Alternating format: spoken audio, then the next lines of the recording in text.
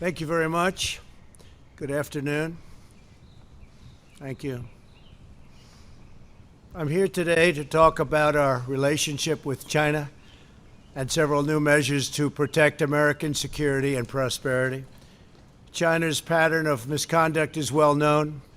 For decades, they've ripped off the United States like no one has ever done before. Hundreds of billions of dollars a year were lost dealing with China, especially over the years during the prior administration. China raided our factories, offshored our jobs, gutted our industries, stole our intellectual property, and violated their commitments under the World Trade Organization. To make matters worse, they are considered a developing nation, getting all sorts of benefits that others, including the United States, are not entitled to. But I have never solely blamed China for this. They were able to get away with the theft like no one was able to get away with before because of past politicians and, frankly, past presidents. But unlike those who came before, my administration negotiated and fought for what was right. It's called fair and reciprocal treatment. China has also unlawfully claimed territory in the Pacific Ocean, threatening freedom of navigation and international trade.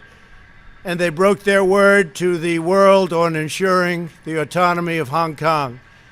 The United States wants an open and constructive relationship with China, but achieving that relationship requires us to vigorously defend our national interests. The Chinese government has continually violated its promises to us and so many other nations. These plain facts cannot be overlooked or swept aside.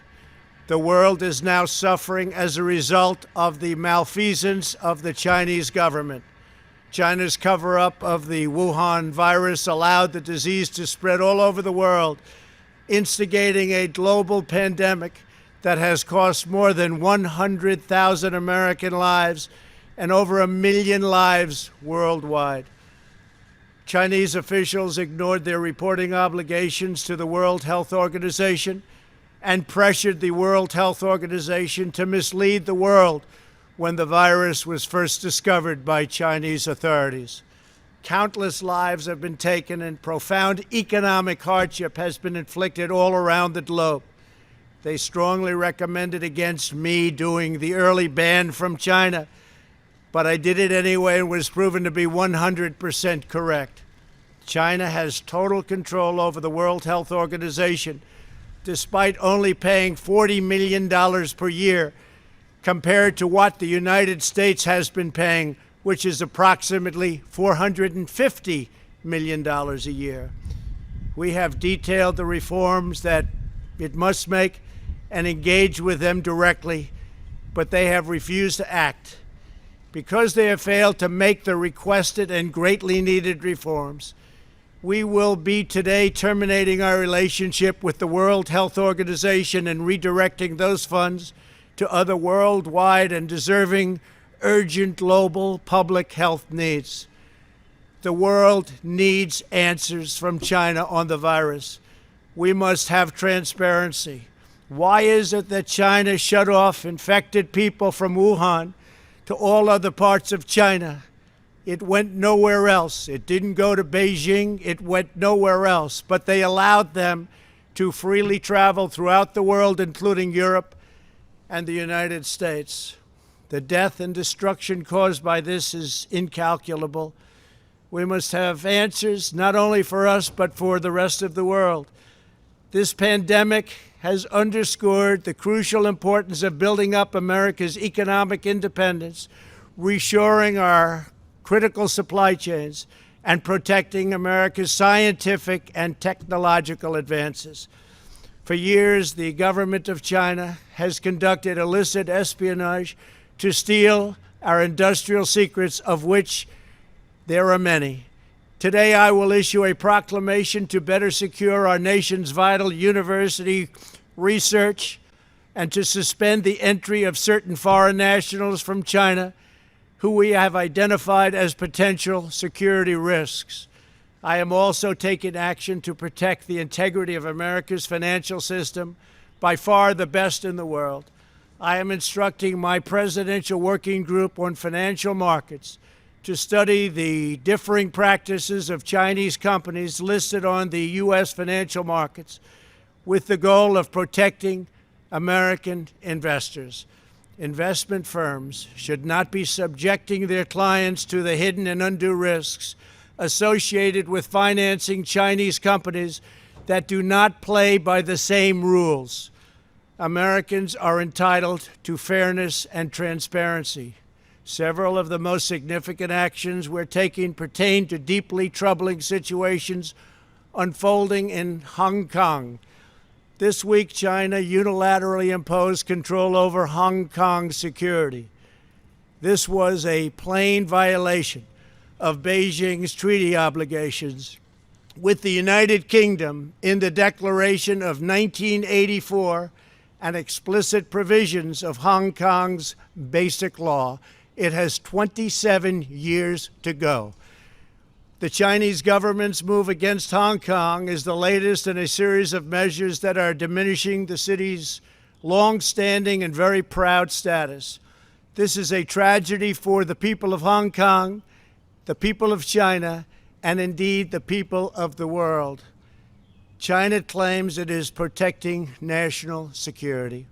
But the truth is that Hong Kong was secure and prosperous as a free society. Beijing's decision reverses all of that.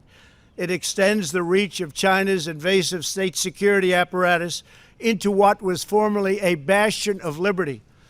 China's latest incursion, along with other recent developments that degraded the territory's freedoms, makes clear that Hong Kong is no longer sufficiently autonomous to warrant the special treatment that we have afforded the territory since the handover. China has replaced its promised formula of one country, two systems with one country, one system. Therefore, I am directing my administration to begin the process of eliminating policy exemptions that give Hong Kong different and special treatment. My announcement today will affect the full range of agreements we have with Hong Kong, from our extradition treaty to our export controls on dual-use technologies and more, with few exceptions. We will be revising the State Department's travel advisory for Hong Kong to reflect the increased danger of surveillance and punishment by the Chinese state security apparatus. We will take action to revoke Hong Kong's preferential treatment as a separate customs and travel territory from the rest of China.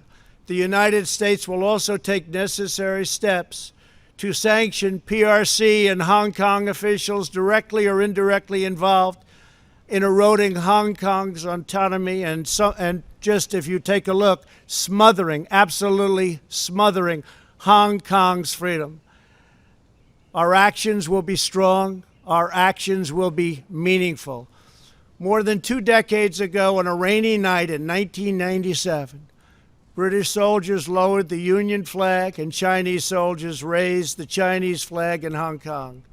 The people of Hong Kong felt simultaneously proud of their Chinese heritage and their unique Hong Kong identity. The people of Hong Kong hoped that in the years and decades to come, China would increasingly come to resemble its most radiant and dynamic city. The rest of the world was electrified by a sense of optimism that Hong Kong was a glimpse into China's future, not that Hong Kong would grow into a reflection of China's past. In every decision, I will continue to proudly defend and protect the workers, families, and citizens of the United States of America. Thank you very much. Thank you.